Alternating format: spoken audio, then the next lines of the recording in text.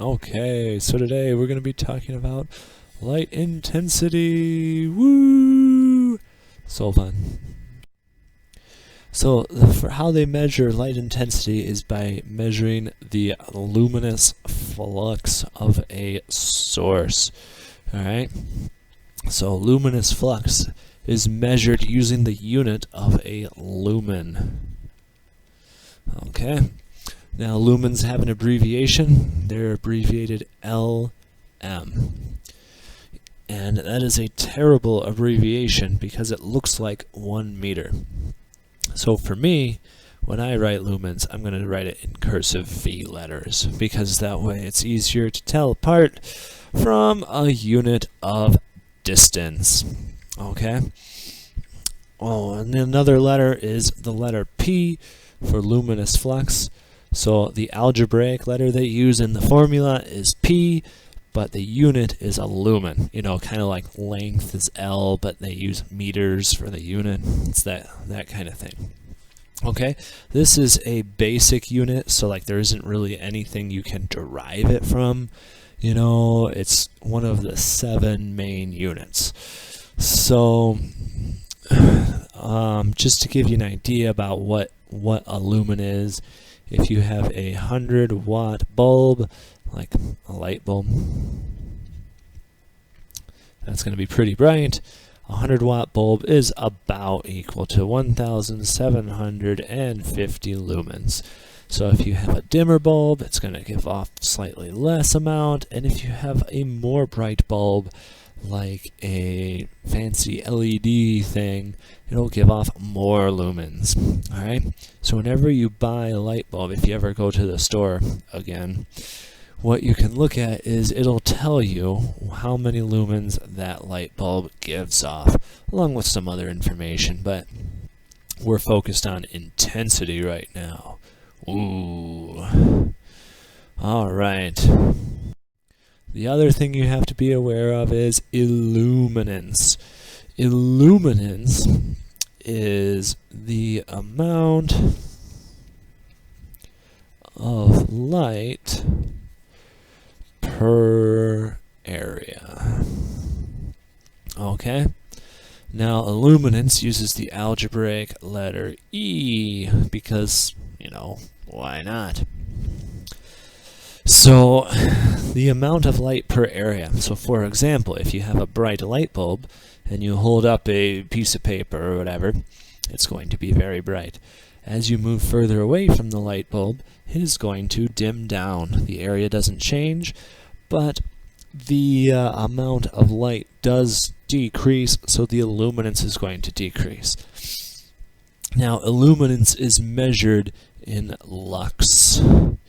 Alright, so lux has an abbreviation. Lux is LX. Once again, it's a terrible abbreviation. Whenever you have a L, a lowercase l, I mean, that's the same thing for liters. That's why they always use capital L. For this reason, I am going to write this in cursive letters, so it's LX. Like that. Ta-da! Okay. Now, there is a formula to tie these two together. Okay? So, what this formula is we're going to derive it real quick. If you have a light source, here's my light bulb. It's very small because, you know, it is. It's going to give off light as it spreads out, like there. Now, each one of these waves of light, if you think of it like that, has the exact same amount of lumens inside of it, right? Because it's just the same amount of energy, but it's spreading out, okay? There's more area to cover in this shell than in the first shell. So there's going to be the same amount of lumens, more area, so a different amount of illuminance, different lower amount of lux, because there's less light per area.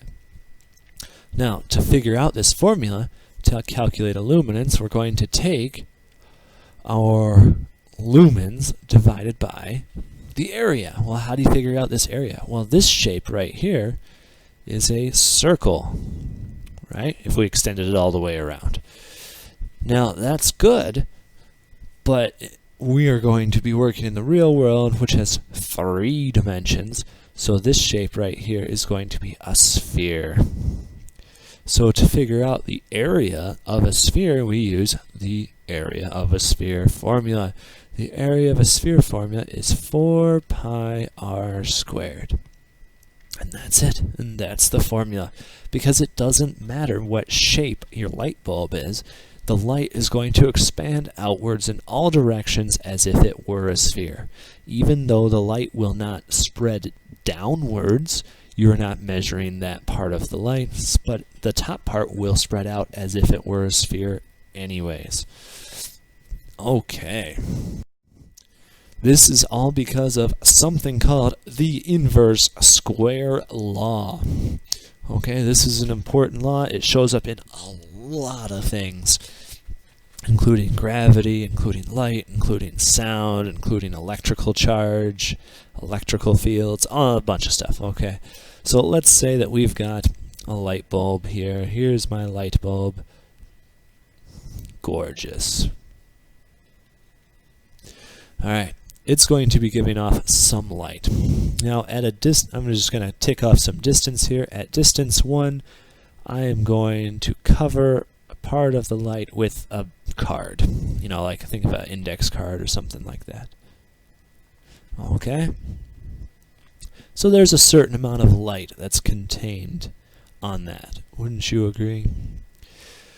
Now, if I continue this shadow for double the distance, how much light is what's going to happen to the intensity of the light, the illuminance, the lux?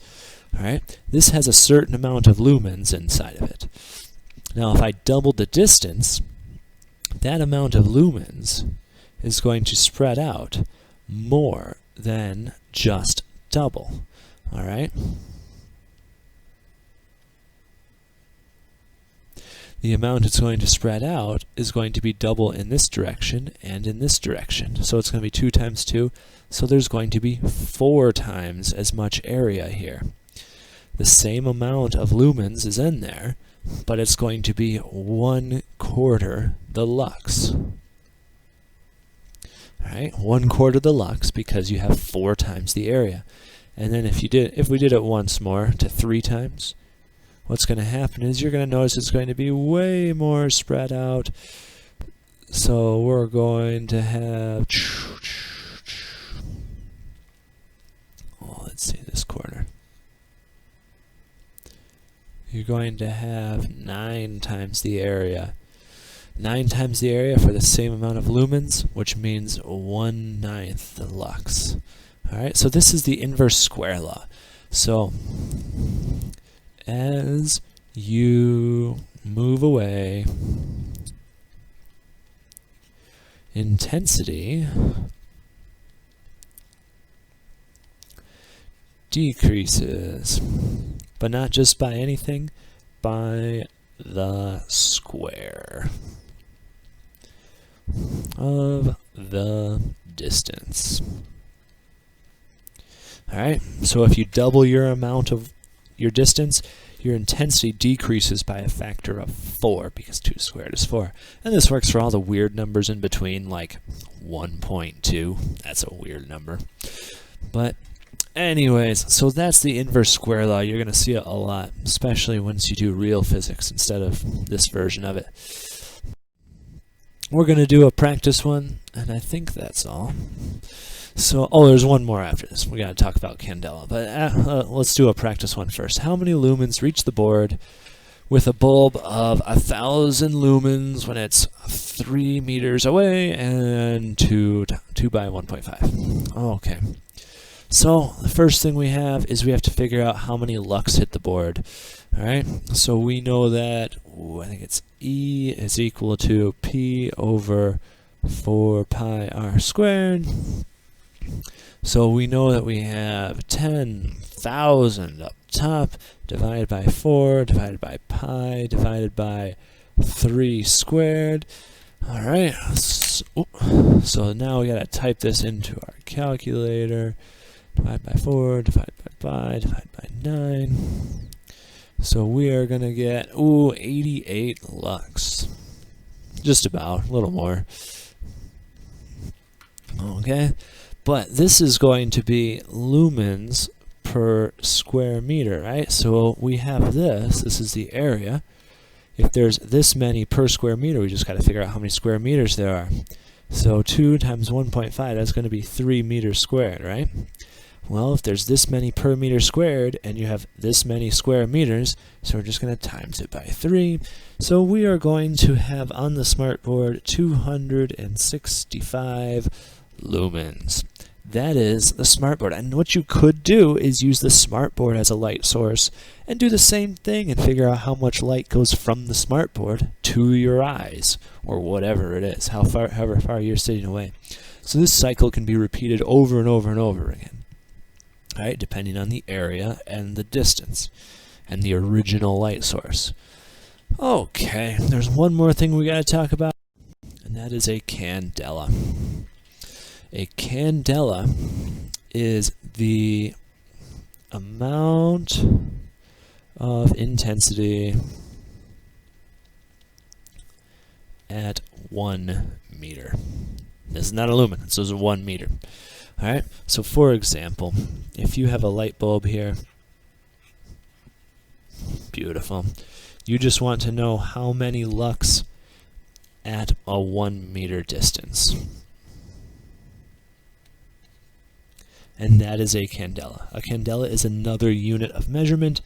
So a candela is going to be abbreviated CD.